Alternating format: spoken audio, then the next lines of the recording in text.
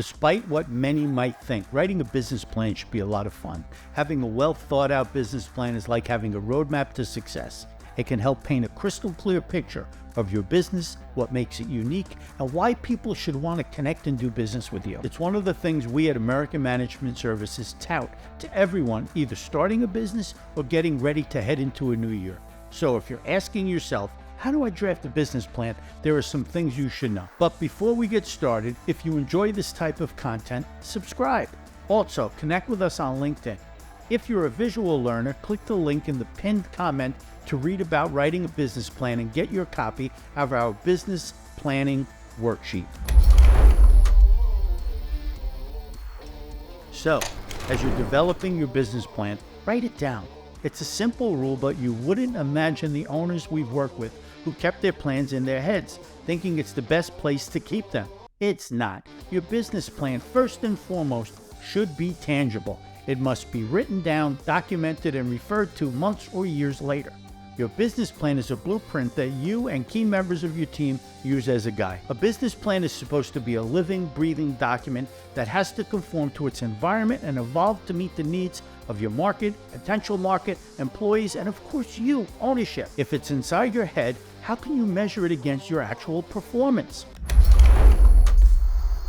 So if your fiscal year ends in December, as most do, you should start cobbling together your plan August, maybe September. It awards you enough time to think and plan on the impact on your final quarter and to lay the groundwork to make sure your next fiscal year starts off on solid footing. This means clearly understanding the successes and challenges of your current year, how it impacts your upcoming year, and forging a path to what to accomplish and how to do it. As we see it, if your business isn't growing, pushing the envelope, thriving, and maximizing profit, then you're regressing. Even worse, by not growing, you're limiting opportunities for your employees. Believe us, your competition is fighting the fight every day. They will not stop. They want to eat your lunch, take your business, absorb your market share, hire your best people, and steal your accounts. So should you start developing your business plan by looking at what your competitors are doing? We say no. There is no need to focus on the competition when you should focus on yourself. So make this your mantra. When it comes to my business, I don't care what other people do. I don't care what other businesses do. I care about what we do. Recognize your competition for what and who they are, and then put your best foot forward by pushing the envelope on your business, what goes on in your four walls. Here are a few strategies to take when approaching your business plan. Where do you want your business to be in 3 to 5 years? Once you've determined where you want to be, work it backward by year, by quarter, and by month. If you'd really like to get crazy with your New Year plan, break it down by week to week and track yourself through milestones and flash reporting. Determine how well you're doing versus your weekly, monthly, and annual plans. Give yourself a few weeks to write out everything you want to accomplish and a couple more to create a working, breathing draft of a plan. Think about your business goals and what you want to accomplish. Jumpstart your business ideas by answering these questions. What value do you bring to the market? What problems do you solve that no one else can? Who is your target market? Why should buyers care about you? What's your emotional resonance? What differentiates you from your competition? Is your product or service price sensitive? Determine how you might be affected by fuel increases, potential wage increases, interest rate hikes, union increases, potential recessions, tariffs, and more, and create a flexible plan to account for these changes as best as possible. So be deliberate when conducting a thorough market evaluation. Take some time to plan for as many possibilities as you can think of. If you can't dedicate an entire day doing this, block out 1 to 2 hours of uninterrupted time in your day to explore direction and possibilities. Reflect on it, make revisions, then have your CPA or trusted advisor take a look to check for reasonableness. Remember, not to overcomplicate your plan. Define your guidelines and systems for accountability that will ensure you and your staff are executing and marching to the same drumbeat. Search out thoughts and suggestions. Incorporate key people in the initial stages. Start by reviewing results versus last year's plan. If your key people, managers, department heads, etc., aid in developing your plan, they'll be more invested in it. As the owner, You will need to steer the group's direction, but by having a functional group that holds each other accountable, you will create a winning strategy. But don't bring in a group of people for the sake of working with a team. As the adage goes, too many cooks can ruin a broth. Be deliberate about who you select. After you compile a list of what you want to accomplish, look at developing a plan of action. Ensure you have the capital to move forward and a strategy that will hit the ground running on the first day of your fiscal year.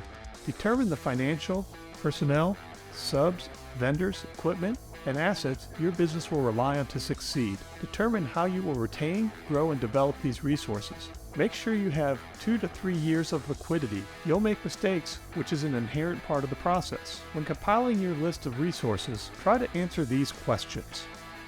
What are your financial resources? If you think it'll cost $100,000 to get started in the first year, do you have $300,000 to get you through the first 3 years? What's your intellectual property? Who are the people who are going to support you internally and externally? And what equipment do you need to make your business a successful reality? To set a clear profit target, calculate your costs. This includes the cost of goods or services, overhead, and any other expenses you incur in running your business. Once you know your costs, you can set a target revenue number that will allow you to reach your desired profit level. Keep in mind that your profit target should be realistic and achievable. If it's too high, you may struggle to reach it. On the other hand, if it's too low, you may not be maximizing your potential earnings. Find a happy medium that gives you a challenging but achievable goal. Again, you may want to discuss this with your CPA or trusted advisor.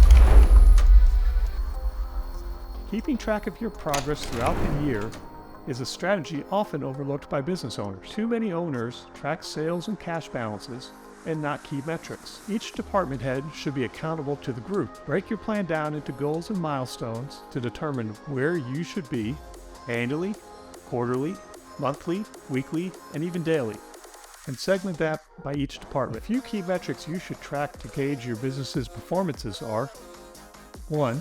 Revenue. Is your pipeline where it should be? Revenue at proper margins is the only way to ensure viability and profitability. 2. Customer satisfaction. Happy customers are essential for any business. Track how satisfied your customers are with your product or services through reviews and surveys you facilitate from third-party websites like Google and social media. Know your top accounts personally. And 3. Employee satisfaction. High employee morale is important to decrease turnover. Let your employees know that you're invested in their development and offer opportunities for advancement. Show them that you value their work by offering regular feedback, both positive and constructive. These are just a few of the key metrics you may want to track.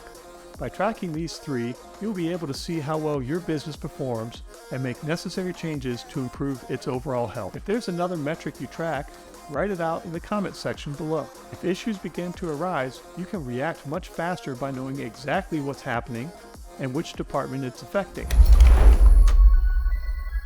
Your business can certainly be successful without a business plan, but you may be sacrificing the full potential of your business without one.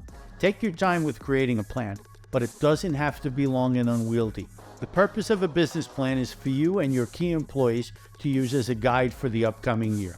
There's no rule for how long a business plan should be. However, the more complex your business, the more complex the plan. Make it detailed, but also make it easy to read and to follow. As you develop this plan, just remember to follow and live by the KISS principle. Take the lessons you learned last year and apply them to the next. Don't dwell on your mistakes. It's how you perform versus your plan, not versus the prior year. If you need help with developing your plan, give us a call anytime, 800-743-0410. And please don't forget, you can visit this link in the pinned comment below to download our business planning guide to help you get started with putting your ideas to paper.